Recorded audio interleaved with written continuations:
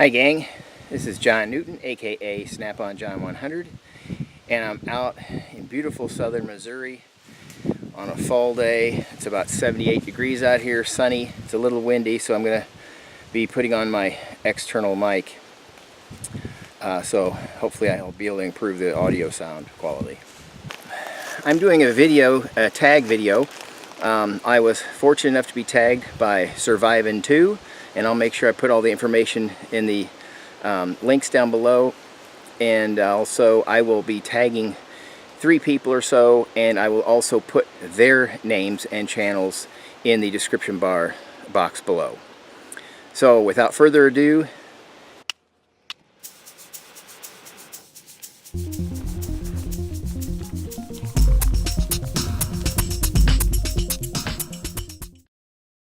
first, I wanted just to tell you that the tag video is 3 knives. It's your cheapest knife, your most used knife, and your newest knife. I'm going to start this out with folding knives because it didn't say whether it was fixed blade or not, so I brought both because I don't collect folding knives, but I carry them every day. But I do collect fixed bladed knives.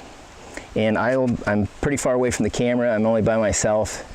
I just hobbled out here with my special boot on, and what I'm going to do is I'll show close-ups of all the knives at the end. That way I'll just bring the camera over and I'll just pan over all the different ones and give you close-ups of them. Okay, so for my the first one, the cheapest knife in the folders, it actually is one of the ones that I carry every day, and it's the number 8 Open L. It's in stainless steel, because I use this for cutting anything that, and I might be using it for around food and stuff, so I got the stainless steel one. And one of the reasons why I carry it with me is because I got a ferro rod here. It does such a great job at throwing sparks, and you can use it both opened and closed. I typically, when I'm using it for doing sparks, I have it closed like this. It still works because the back of the blade's exposed. So that's my cheapest folding knife. My most used knife, folding knife, is the Victorinox Farmer, which is super popular knife. The reason why I like it to carry is because it has a saw, which it's not as big as some of them. It is functional.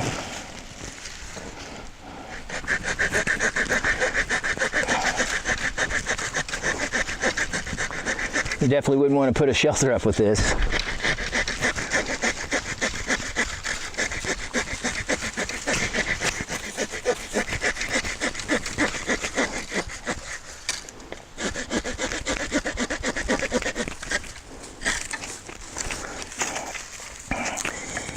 Okay, so it has a nice saw, and it has a really nice spear point blade, and it's also thicker than the normal blades on a lot of the Swiss Army knives, especially the ones like the Hiker and the Camper that have 2 blades.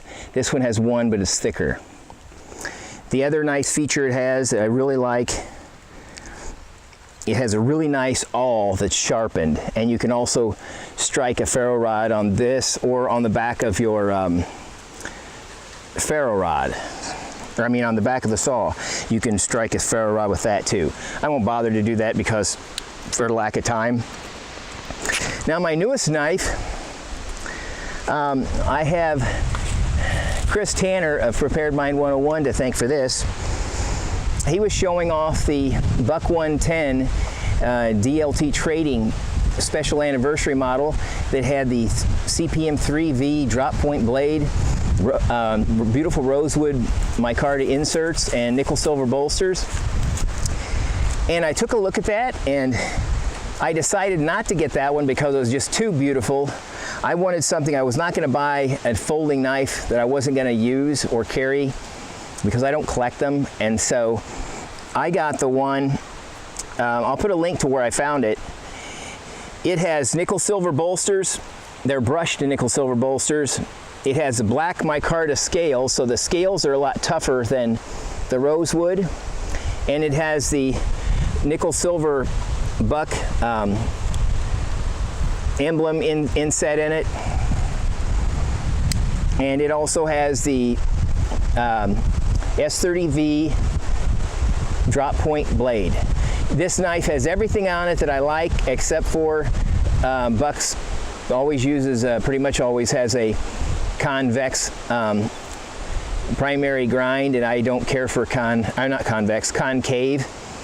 And if it had a convex grind or a saber grind, I would be much happier, but this still is a fantastic knife, and it is almost as solid as a fixed bladed knife.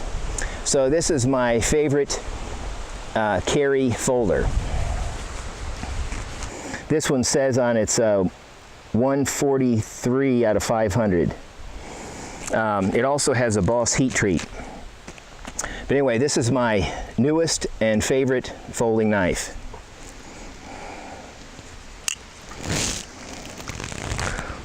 Okay, now for my fixed blades, it was a lot harder decision because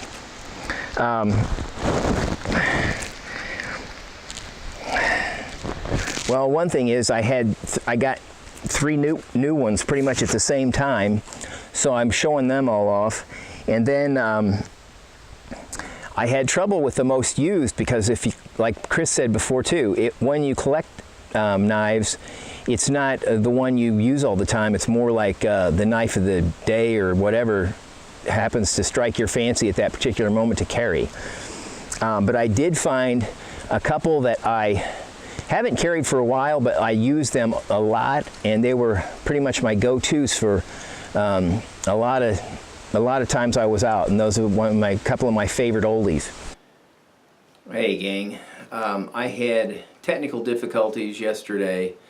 My memory card was filled up, and I took it out and deleted some information from it, and when I started back in, I forgot to turn my microphone on, so there was zero sound for the whole rest of the movie. So it's really windy outside because we got a big cold front that blew in. So I'm back in the yurt, and I'm just going to go through the close-up shots of the knives that I promised you that I would do. So the first one is the Bark River Aurora. That is it. It's got a beautiful blade shape. It's sort of like a saber, a convex saber grind, spear point, and it is about 3/16 thick. And the scales are Kieranite. It's called Desert Camo, and it's basically Kieranite is countertop material. You can see it's real ergonomic, extremely comfortable, and fairly large area. My hand is like a medium large, and I still have some room. It's not too crowded. But anyway, that's the Aurora. Alright, next. The sheath is made by JRE Industries, or JR Industries 1. They make LT Wright's sheaths, and same profile pretty much as the Aurora. It's like a real woodlore looking knife. This is the GNS in a 3V Scandi 3V steel, and it's got green micarta with orange liners, which is really attractive. This has extremely large grip. It's real comfortable, but it's generous. And it is 1/8 inch thick Scandi grind V3. Okay. This is one of my favorite LT Wright designs. Like I said, I had 4 of them. 2 of them are saber grind, which is not real fit. Not one of my favorites. So I'll probably end up selling 1 or 2 of those. And this last one, Battle Horse Knives sheath, and it's made by Battle Horse Knives for Rob at the Canteen Shop. Now it's called Lost Wilds. And it is gray with maroon liners. Maroon liners, and you see the very nicely contoured, extremely comfortable. And I love the spear point, the Scandi grind, 1/8 inch 01. This one is also another one of my favorites from Battle Horse. I have actually got 3 of these. This one has the Lost Wilds logo on it, and the other ones have the Canteen Shop logo on them, but they're slightly different. But really a nice performer. So those are the newest knives, and the cheapest. Here's a close-up of that.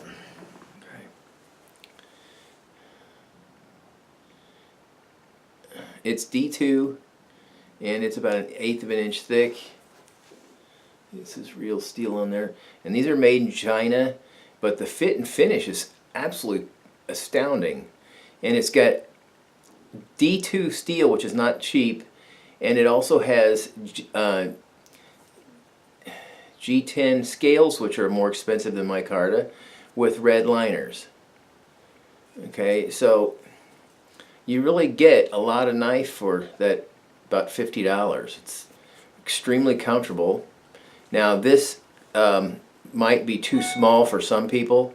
I have a medium-large hand, and it's pretty much perfect for mine. Okay, so that's it.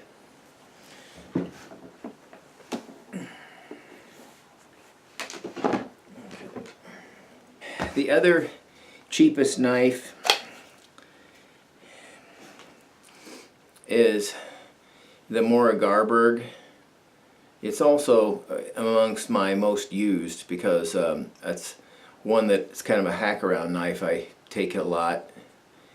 It's got a thick spine. I don't know what the thickness is. I think it's a 3.5 mils maybe, or something like that. 3 mils. Sharpened spine. This part right here, the exposed tang, has got extremely sharp 90-degree edges on it, and I love that. I use that for a scraper a lot. But this is stainless, and this knife you can get for probably, I think I paid $78 or $75 for this, something like that. So I would say you could probably get them now from the price from, say, $75 to $80. Now the most used, this is the Habilis Trapper,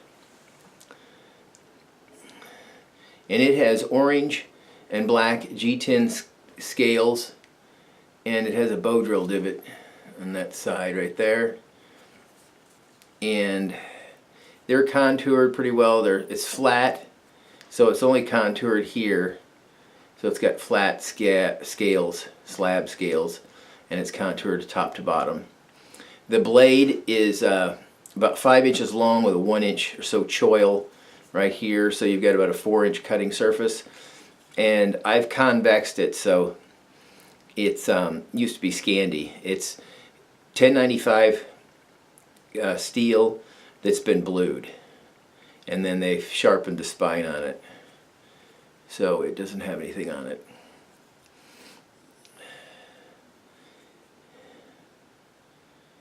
Okay, and lastly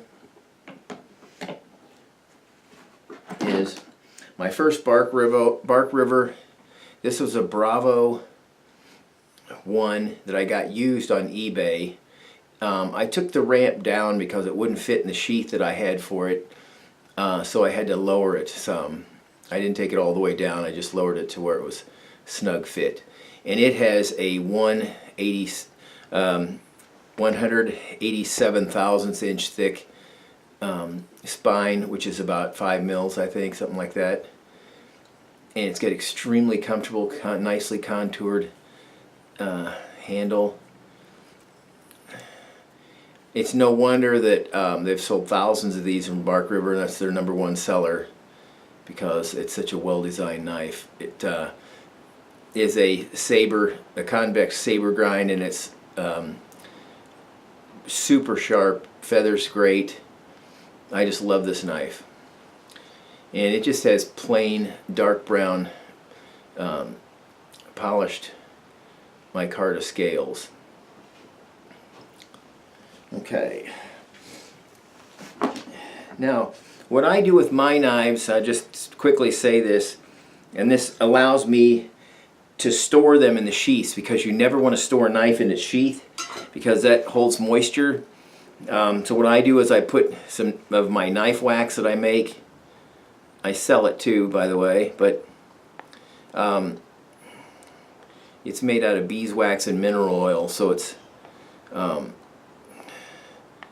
completely non-toxic, and you wouldn't even have to wipe it off, and you could eat off of it and it still wouldn't hurt anything, because it's beeswax and mineral oils, both of which you can ingest. But I put this on my blades, making sure I get all over the whole place, and it allows me to store them in their sheaths without fear of having them rust out. And I also put wax and oil on the inside of my sheaths, so that there isn't any possibility of any kind of water or anything in there. But the reason why I do this is because when you have a lot of different fixed blades knives and you've got them all stored separately from their sheaths, it's really easy to lose track of what sheath goes with what. So anyway, that concludes this video, this tag video. I'll be tagging 3 people. I'll be putting their YouTube channel and their YouTube name in the description box below this video. Thank you so much, Survivin2, for tagging me. I really enjoyed doing this. And if you enjoyed this video, please give me a thumbs up. And also subscribe if you haven't. I also enjoy your comments. And until we meet again, this is John Newton, aka Snap-on John 100. God bless.